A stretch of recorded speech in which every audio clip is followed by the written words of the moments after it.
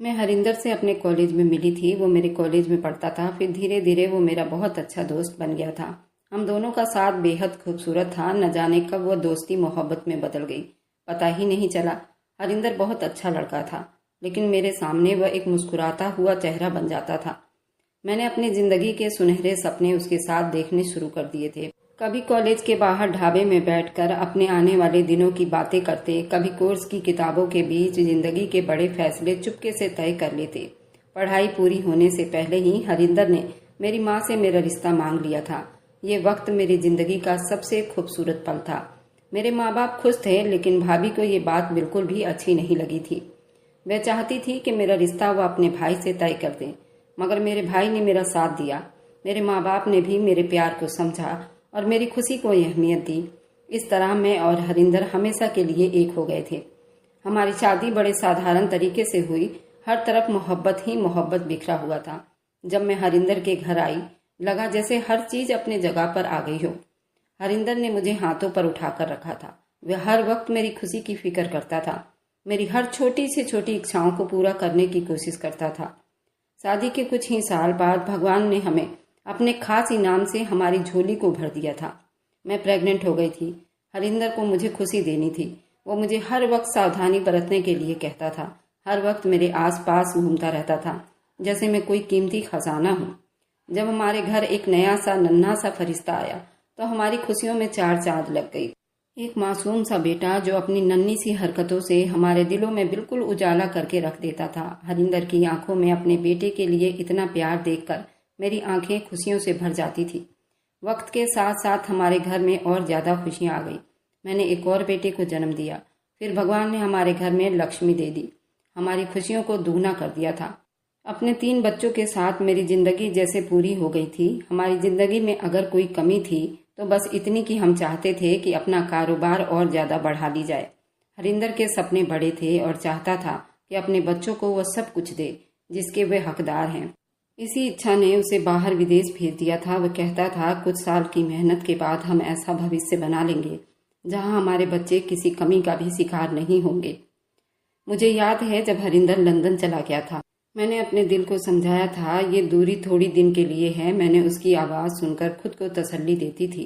सब ठीक है। यह हमेशा हंसता था, कहता था, जूली थोड़ा सा सब्र करो, हम सब हमेशा के लिए एक साथ रहेंगे। मैं भी दिल ही दिल में ये वादा कर रही थी कि हर हाल में उसका इंतजार करूंगी। मैं नहीं जानती थी कि जो घर मोहब्बत से भरा था वे बस पल भर में बिखरने वाला था और मेरी जिंदगी वीरान होने वाली थी। मैं अपने 3 बच्चों के साथ खुशी खुशी अपने पति के लौटने का इंतजार कर रही थी, लेकिन किस्मत मेरे लिए कुछ और ही लिख चुकी थी। हरिंदर के लंदन जाने के बाद जिंदगी का रंग ही बदल गया था। पहले पहल तो फोन पर घंटों बातें हो जाती थी। बच्चे भी पापा की आवाज़ सुनकर खुश हो जाते थे। हर हफ्ते हरिंदर का पार्सल आता, बच्चों के लिए खिलौने, मेरे लिए कुछ कपड़े, कभी महंगे परफ्यूम, कभी छोटे छोटे गिफ्ट। मेरे दिल में एक अजीब सा तसल्ली हो गया था। वह कहता था कि जूली ये बस शुरुआत है, जल्दी ही तुम्हें अपने पास बुला लूंगा। हम दोनों अपने हाथों से अपना घर सजाएंगे। मैं सपनों की दुनिया में जीने लगी थी। एक शाम सब मामूली के हिसाब से बच्चों को खाना खिलाकर उनके सोने का टाइम हो गया था। फोन की घंटी बजी। मैंने भागते हुए फोन उठाया। दिल खुशी से धड़क रहा था। शायद हरिंदर ने कोई खुशखबरी सुनाने के लिए फोन किया होगा, मगर दूसरी तरफ कोई अजनबी आवाज थी। बहन जी, आप जूली बात कर रही हैं? मैंने उलझते हुए कहा, हाँ जी, मैं जूली बात कर रही हूँ। हमें अफसोस है, हरिंदर साहब का एक्सीडेंट हो गया है। मेरे हाथ से फोन छूटने ही वाला हो। मैंने कांपते हुए शब्दों से पूछा, क्या मतलब? कैसा एक्सीडेंट? कहाँ है वह? दूसरी तरफ चुप्पी छा गई। फिर आवाज आई, हम माफी चाहते, हरिंदर साहब की मृत्यु हो गई है। उस एक शब्द ने मेरी पूरी दुनिया हिलाकर रख दी थी। वह कमरा, दीवार, जमीन, सब मेरे आसपास बिल्कुल चक्कर काटने लगे थे। मैं दीवार का सहारा लेकर खड़ी रही। बच्चे खेल रहे थे, हंस रहे थे और मैं एक पल में अंदर से टूट गई। दिल चाहा कि चीखूं, लेकिन आवाज जैसे गले में फंस गई थी। माँ जी पास आई तो मैंने बस इतना कहा, माँ जी हरिंदर नहीं रहा। फिर बेहोश होकर जमीन पर गिर गई। पूरा घर सोग में डूबा हुआ था। मोहल्ले की औरतें आती जाती। हरिंदर के लिए हमारे घर में सोग और मातम था। कुछ दिन इसी हाल में बीत गए। करीब 5 दिन के बाद खबर आई कि हरिंदर की लाश हिंदुस्तान आ रही है। मैंने खुद को संभालने की बहुत कोशिश की, मगर अंदर कहीं हलचल थी। मैं दरवाजे पर खड़ी रही, इंतजार करती रही। जब ताबूत आया तो पूरा मोहल्ला चुप हो गया था। मेरे भाई, माँ बाप, मोहल्ले के कुछ आदमियों ने ताबूत को अंदर लाया। मैं आगे बढ़ने लगी तो मेरी माँ ने मुझे रोक लिया। जूली बेटी, खुद को संभालो। मगर माँ का सहारा भी कहाँ काफी था। मैंने बेकाबू होकर उसके तरफ कदम बढ़ाया, उसके ऊपर से ओढ़ा हुआ कपड़ा हटाया तो जो चेहरा मेरे सामने था वह पहचानने लायक नहीं था। एक पल के लिए लगा ये मेरा हरिंदर नहीं हो सकता। चेहरा इतना बिगड़ चुका था, दिल बर्दाश्त करने के काबिल नहीं था। ताबूत के पास बैठकर हिचकियां भरकर रोना शुरू कर दिया। हरिंदर, तुमने वादा किया था ना कि तुम वापस आओगे, ऐसे कैसे जा सकते हो? लोगों ने बड़ी मुश्किल से मुझे वहां से हटाया। अंतिम संस्कार की तैयारी की जाने लगी। मैंने हरिंदर के सबको पकड़कर चीख चीख कर रोने लगी, हरिंदर, हरिंदर, वापस आ जाओ। लेकिन अब कोई मेरी आवाज सुनने वाला नहीं था। हरिंदर के बगैर टाइम ऐसे बीत रहा था, मेरी दुनिया तो वीरान थी। कुछ दिन के बाद ससुराल वालों का व्यवहार भी बदलने लगा। जहां पहले तसल्ली और हमदर्दी के शब्द बोले जाते थे, अब वहां इल्जाम, ताने, कड़वी बातें। मैंने हर बात चुपचाप बर्दाश्त कर ली। मैं जानती थी कि इस वक्त मेरे बच्चे मेरा असल सहारा है। मेरा एक देवर था और एक नंद थी। जब हरिंदर जिंदा थे तो वे लोग मेरी बहुत इज्जत करते थे और मेरे आगे पीछे घूमते रहते थे। मेरा देवर शादीशुदा था, मेरी नंद की भी शादी हो चुकी थी। देवरानी शादी के दूसरे महीने में ही अलग हो गई थी। अब मेरे तीनों बच्चों का खर्चा मेरे सास के ऊपर आ गया था। ससुर रिटायर हो गए थे, उन्होंने भी मेरा खर्चा उठाने से मना कर दिया था। लेकिन मुझे तो अपने तीनों बच्चों के लिए जीना था, उनके लिए खुद को मजबूत बनाया था। एक शाम मैं बच्चों को खाना खिला रही थी, सास मेरे पास आई, कड़वे शब्दों को अपनाते हुए बोली, अगर तू हमारे घर न आती तो मेरा बेटा आज जिंदा होता। तेरी मनहूसियत ने सब कुछ बर्बाद कर दिया है। मैंने चौंक कर उनकी तरफ देखा। दिल चाहा सफाई दूं, कह दूं कि मौत और जिंदगी भगवान के हाथ में है, लेकिन मेरी जुबान बंद हो गई। मैंने नजरें झुका ली, चुपचाप अपने बच्चों की प्लेटों में खाना डालती रही। सच ये था कि इस वक्त मेरे पास शब्द ही नहीं थे। एक दिन सास ने मोहल्ले की कुछ औरतों को बुला लिया। मैं कमरे में बैठी बच्चों को लोरी सुना रही थी कि बाहर से आवाज आने लगी। देखा, जब से ये औरत आई है हमारे घर में बर्बादी ही बर्बादी हो रही है। पहले ससुर पैरालाइज के शिकार हो गए, अब बेटा मर गया। भगवान बचाए ऐसी मनहूस बहू से। मैं दरवाजे के ओट में खड़ी सब सुन रही थी। दिल चाहा जोर जोर से रहूं और कहूं मौत तो भगवान के हाथ में है, लेकिन चुप रही। बच्चों की तरफ देखा तो दिल खुद ब खुद सब्र की तरफ झुक गया था। मैं जानती थी अब मेरी हर सेवा उनके लिए बुरा ही था। मेरे आंसू, चुप्पी उनसे बर्दाश्त नहीं हो रही थी। एक दिन सास ने हद कर दी। मैं बर्तन धो रही थी, पास आकर मेरे हाथ से बर्तन छीनते हुए बोली, जा अपने कपड़े उठा और निकल जा यहाँ से। तेरा यहाँ अब कुछ नहीं रहा और तेरा साया भी अब हम बर्दाश्त नहीं कर सकते। मैंने हाथ जोड़कर कहा, माँ जी कहाँ जाऊंगी मैं, बच्चे कहाँ लेकर जाऊंगी? वह गुस्से से चिल्लाई, जहाँ मर्जी जाओ, तुम्हारे लिए, तुम्हारे बच्चों के लिए मेरे घर में जगह नहीं। उस वक्त मोहल्ले की कुछ औरतें भी आगे आई। सबने मिलकर मेरा तमाशा बनाया। एक ने कहा, यही तो मनहूस है, पहले अपना ससुर को बीमार किया, फिर पति को मार डाला। मैंने आंखें बंद कर ली। शब्द मेरे अंदर तीर बनकर चुभ रहे थे, मगर जुबान पर एक शब्द भी न आया। बच्चों ने जब देखा कि मैं रो रही हूँ तो वो मेरे पास आकर लिपट गए। मेरा बड़ा बेटा बोला, माँ हमें कहाँ ले जाओगी? मैंने खुद को मजबूत किया और कहा, जहाँ भगवान ले जाएंगे चलेंगे। कुछ दिन के बाद सास ने मुझ पर घटिया इल्जाम लगाते हुए दोपहर को घर से बाहर निकाल दिया। उन्होंने कहा कि तुम मेरे घर में चोरी करती हो, मेरे सोने का जेवर चोरी हो गया है और तेरे सिवा कोई नहीं ले सकता। मैंने भगवान की कसम भी खाई कि मैंने कुछ नहीं चुराया माँ जी, लेकिन उनको तो बस एक बहाना था, मुझे घर से निकालना था, क्योंकि मेरी सास को लगता था कि उस घर में मेरा अब कोई हिस्सा नहीं रहा, क्योंकि मेरा पति अब जिंदा ही नहीं है। उस दिन मैं रसोई में खाना बना रही थी। कमरे में आई, मेरे कपड़े फेंक दिए गए। सख्त शब्दों में बोली, बस कर, निकल जा यहाँ से, जा अपनी मनहूस शक्ल लेकर मेरे घर से निकल जा। मैंने गीता जैसी पवित्र किताब भी हाथ में उठा लिया, लेकिन उनके दिल में किसी तरह का भी सुकून नहीं मिला। माँ जी, मैंने कोई चोरी नहीं की, भगवान मेरे साथ है, लेकिन उनके दिल में कोई तरस की जगह ही नहीं थी। मैंने कपड़े उठाए, बच्चों को थामा, बाहर आंगन में आ गई। मोहल्ले के लोग तमाशा पहले ही देख रहे थे, दरवाजे पर खड़े थे। मैंने नजरें झुका ली, अपनी इज्जत, अपनी तकलीफ, अपने सपनों को दिल में दफन कर लिए। घर से निकलने लगी। एक बूढ़े आदमी ने पास आकर कहा, बेटी भगवान हम सबको देखता है। मैंने आंखों में आंसू भर लिए, उनकी तरफ देखा, चुपचाप बच्चों को लेकर मोहल्ले की गलियों से रोड पर निकल आई। मुसीबत ने मुझे अकेला कर दिया था, मुझे किसी लायक नहीं छोड़ा था, लेकिन मैंने दिल में तय कर लिया था, हार नहीं मानूंगी। भगवान देख रहा है, भगवान मेरा हिसाब जरूर लेगा। जब मैं घर से निकली तो दिन का वक्त था, सूरज सर पर चढ़ रहा था। गलियों में अजीब सी चुप्पी थी, मगर खिड़कियों के पीछे छुपे चेहरे, दरवाजे के पीछे लगी नजरें मुझे महसूस हो रही थी। मैंने अपने बच्चों को साथ लिए। सामान के नाम पर थोड़े से कपड़े थे, पैसे तो मेरे पास 1 रुपया भी नहीं था। मैंने अपने हाथ में पहनी अंगूठी निकाली, सुनार के दुकान पर चल दी। सुनार भी मुझे तरसती हुई नजरों से देख रहा था। उसने कहा कि यह अंगूठी अपने पास रखो, अगर तुम्हें किराया चाहिए तो मैं दे देता हूँ। मैं उन सुनार अंकल का धन्यवाद किया और उनसे किराया लेकर चल पड़ी। उन्होंने मुझे 500 रुपये दिए थे। मैं रेलवे स्टेशन की तरफ निकल पड़ी। 3 घंटे की दूरी पर मेरा मायका था। 500 रुपये किराए में खर्च हो गए थे। स्टेशन से उतरकर मेरा घर काफी दूर था, लेकिन मेरे पास अब पैसे नहीं थे। मैं पैदल घर का रास्ता देख लिया था। पूरे 2 घंटे का रास्ता तय करते हुए मेरे बच्चे भी थक चुके थे और मैं भी। मैं अपने घर पहुंच चुकी थी, लेकिन रात काफी हो चुकी थी। बच्चे भूखे प्यासे थे। जब मैं भाई के घर के सामने पहुंची तो सांस फूल चुकी थी। भाई का घर अब भी वैसे का वैसा था, ऊंची दीवारें, बड़ा सा गेट। जब वहां पहुंची मैंने धड़कते दिल के साथ आवाज लगाई। थोड़ी देर के बाद नौकर बाहर निकला। उसने मुझे पहचान लिया, मगर कोई खुशी या अफसोस उसके चेहरे पर दिखाई नहीं दिया था। बस सवालिया नजरों से बोला कि आपको किससे मिलना है। मैंने धीरे से कहा, भाई और भाभी से कहो जूली आई है।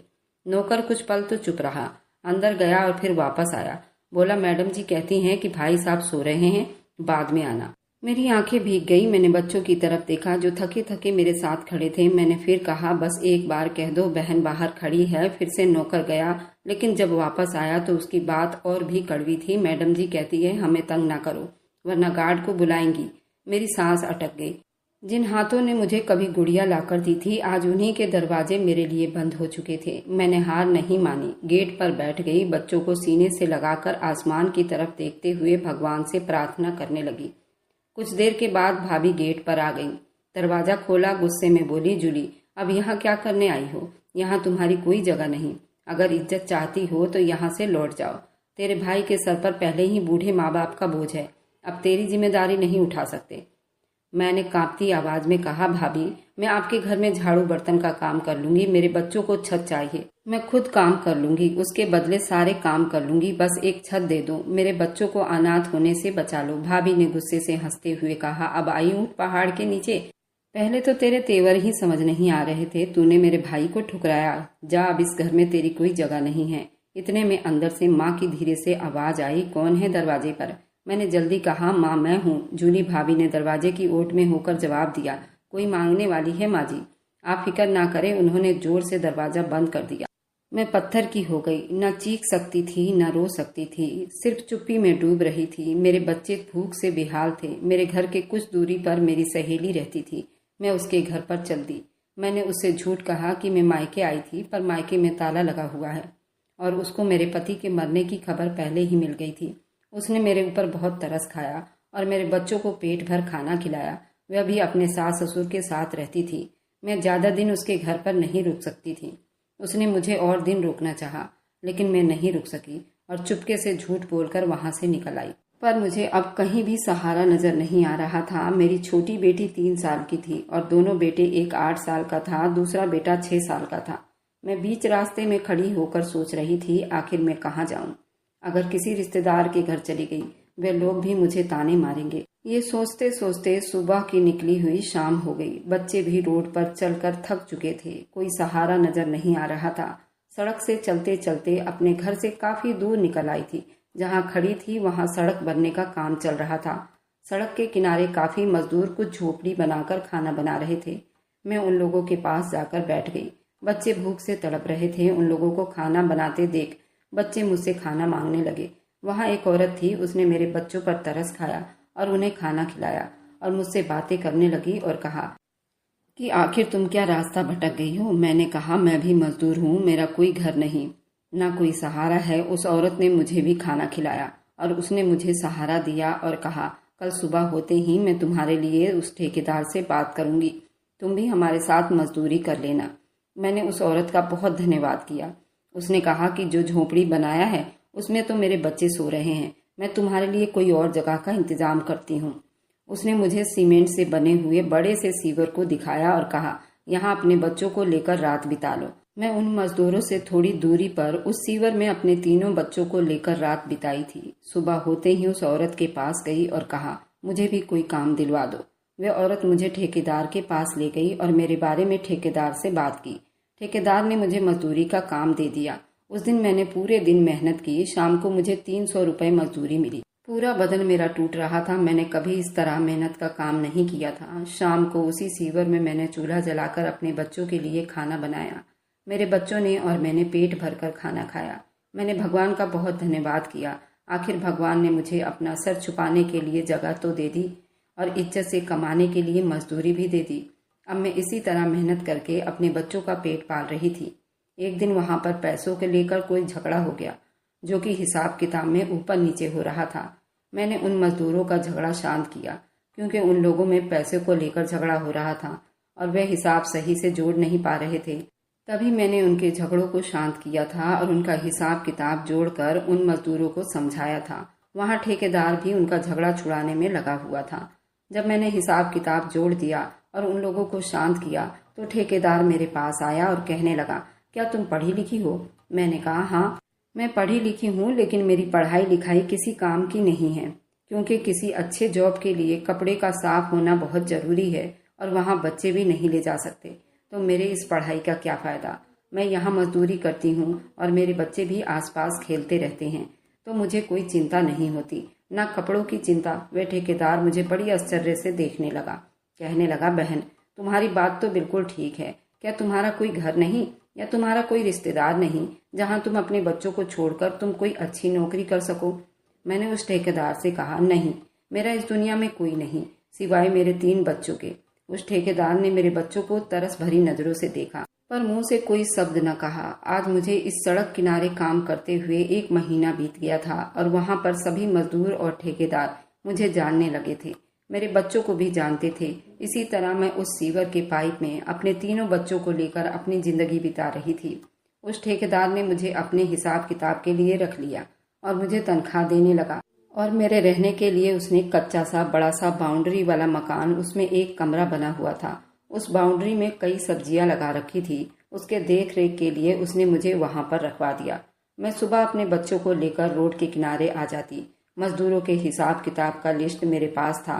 मुझे शाम को उन लोगों को पैसे बांटने होते थे। छोटे मोटे काम पर ध्यान देना होता था। मजदूरों को चाय पानी नाश्ता का भी इंतजाम करना होता था और फिर अपने बच्चों को लेकर अपने उसी मकान में आ जाती। रोज इसी तरह दिन बीत रहा था। अब इतना आराम हो गया था, मेरे बच्चे यहाँ कमरे में सही से सो पाते थे। अब कीड़े मकोड़ों का डर नहीं था।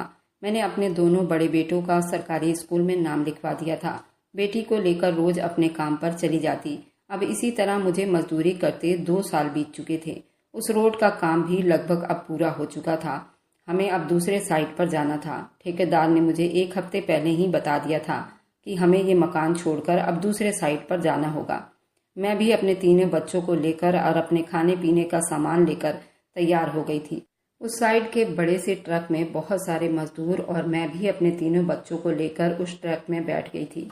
ये साइट काफ़ी दूर था। हमें 6 घंटे लगे थे सफ़र करते हुए।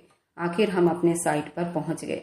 यहाँ पर मजदूरों ने अपना टेंट लगाया। मुझे ठेकेदार ने कहा कि तुम्हें मुंशी का काम दिया गया है, तुम्हें मजदूरों की देख रेख करनी है, वे ठीक से काम कर रहे हैं या नहीं, और वही हिसाब किताब देखना है। तुम्हारे लिए अलग से एक कमरा तैयार करवाया गया है जिसमें तुम अपने बच्चों को साथ लेकर रह सकती हो। मैंने उस ठेकेदार का बहुत धन्यवाद किया और अपने काम में लग गई। मैं बहुत लगन और मेहनत से अपना काम संभाल रही थी। मेरे काम से ठेकेदार और वहाँ का इंजीनियर भी खुश था। हमें इस साइट पर आए हुए कम से कम 1 साल बीतने वाला था। मैंने अपने बच्चों का यहाँ एडमिशन करवा दिया था और अपना काम बड़े ईमानदारी के साथ कर रही थी। तभी मेरी नज़र एक आदमी पर पड़ी। वो मुझे बड़ी गौर से देख रहा था, जैसे मुझे पहचानने की कोशिश कर रहा हो। फिर मुझसे पूछने लगा, क्या तुम्हारा नाम जूली है?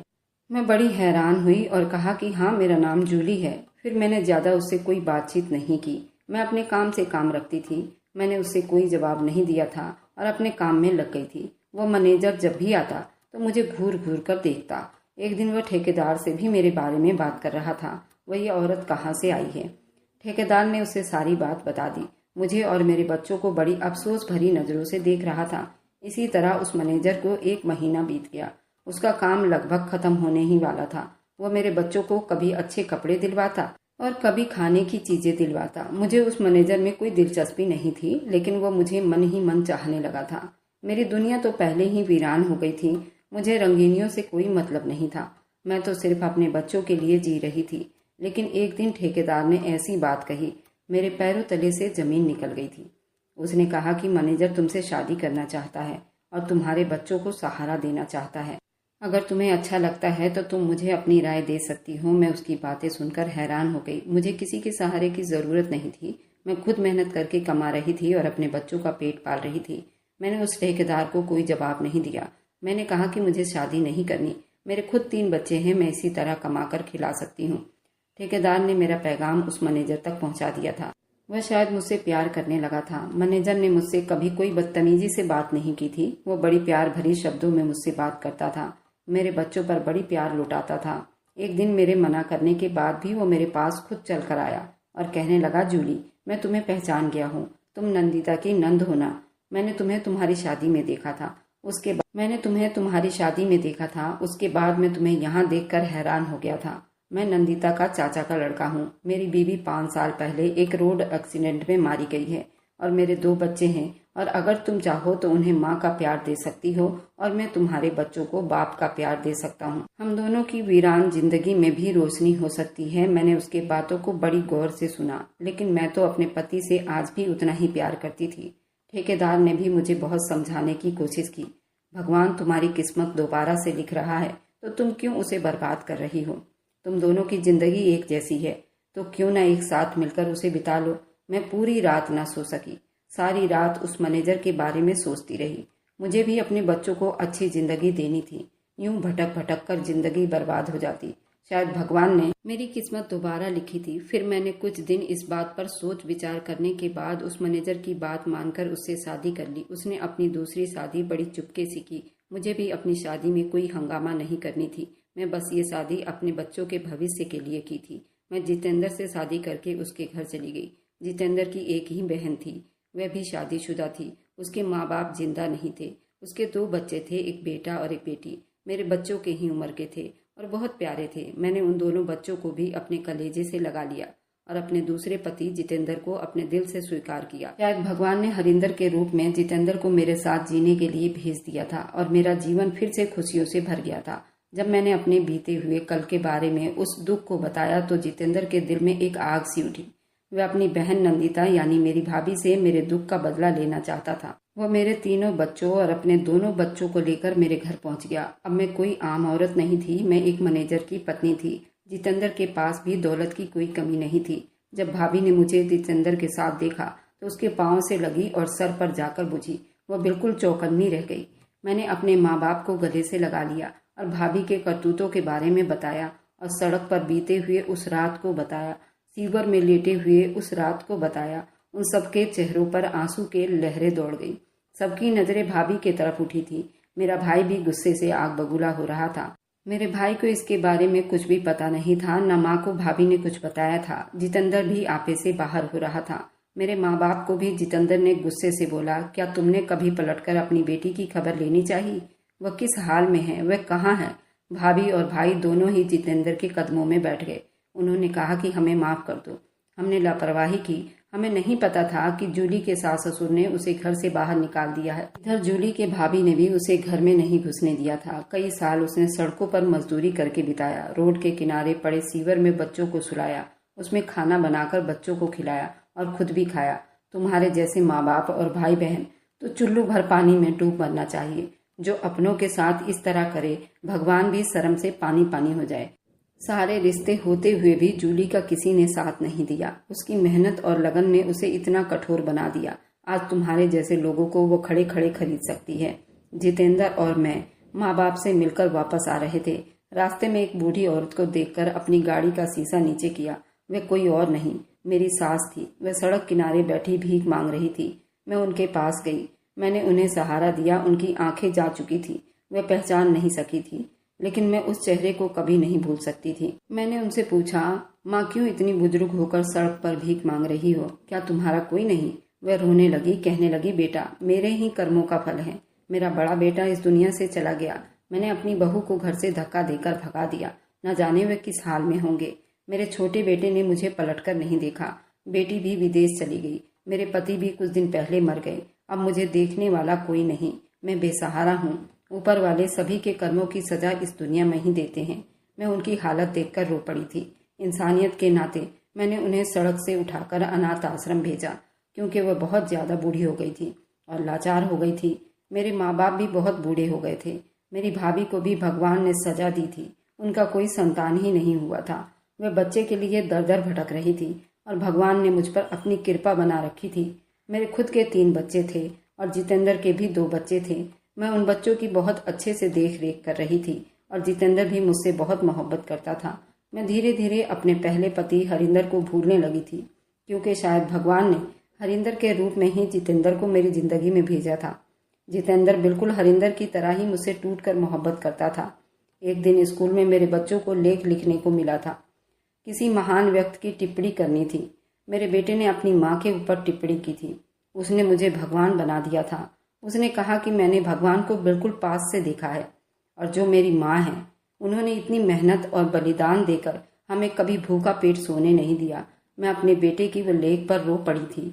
स्कूल में भी उस लेख को लिखने पर उसे अवार्ड मिला था और मुझे स्टेज पर बुलाया गया था। जिस शब्दों का उसने उपयोग किया था, जैसे लग रहा था कोई महान कवि हो। मेरे बेटे का लेख पत्रिकाओं में भी छपा था।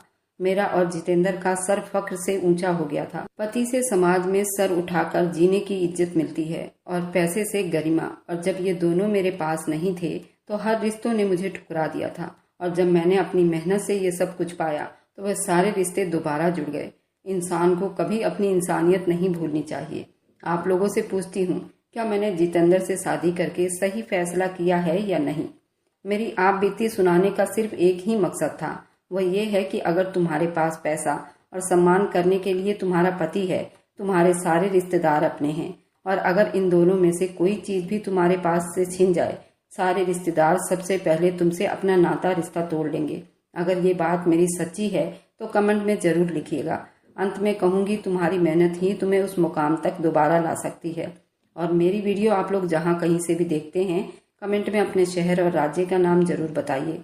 मुझे आप लोगों के कमेंट पढ़ने में बहुत आनंद आता है और उन सभी का मैं बहुत बहुत धन्यवाद करना चाहती हूँ जो लोग मेरी वीडियो को देखते हैं, लाइक करते हैं और शेयर करते हैं। अगर आपको आज की कहानी पसंद आई है तो वीडियो को जरूर लाइक कीजिएगा और अपने दोस्तों के साथ शेयर भी कीजिएगा। और हाँ, अगर आपने अभी तक हमारे चैनल को सब्सक्राइब नहीं किया है तो जरूर जाकर सब्सक्राइब कर लें। मिलते हैं हम अपनी कल की एक और नई दिलचस्प कहानी के साथ। मुझ पर सदा अपना प्यार और स्नेह बनाए रखें। सभी को मेरा प्यार भरा नमस्कार दोस्तों। खुश रहें, स्वस्थ रहें, मस्त रहें।